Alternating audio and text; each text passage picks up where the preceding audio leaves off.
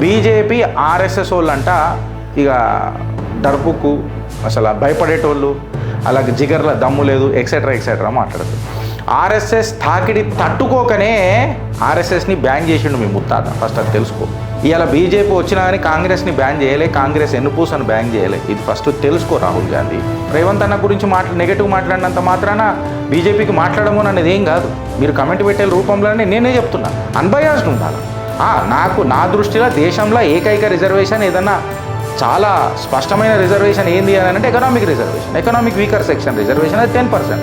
ఇది నా అభిప్రాయం. నేను కూడా బీసీనే, మళ్ళీ ఇది నా అభిప్రాయం. అరే కాంగ్రెస్ ఈయన చరిత్ర అని అంటావు, ఘన చరిత్రనే కదా భారతీయ జనతా పార్టీకి ఓటేసినాం. ఇప్పుడు ఇది కూడా ఎక్స్టెండెడ్ వర్జన్ ఆఫ్ కాంగ్రెస్ అయిపోయింది అనుకో. ఎందుకంటే 2014 దాకా ఎవరైతే బీజేపీని తీసుకురానికి ప్రయత్నం చేసిన వాళ్ళు ఎవరు కనబడతలేరు. ఇక మోదీజీ నాకు ఏదన్నా అసంతృప్తి మీతో ఉన్నది అని అంటే మీరు యూటర్న్ చేసారు. మీరు యూటర్న్ చేసే మనస్తత్వం మీది కాదు. మీరు ఒక డెసిషన్ తీసుకుంటే దాని మీద అఖండ నిలబడతారు. చేయాల్సింది లేకుండే.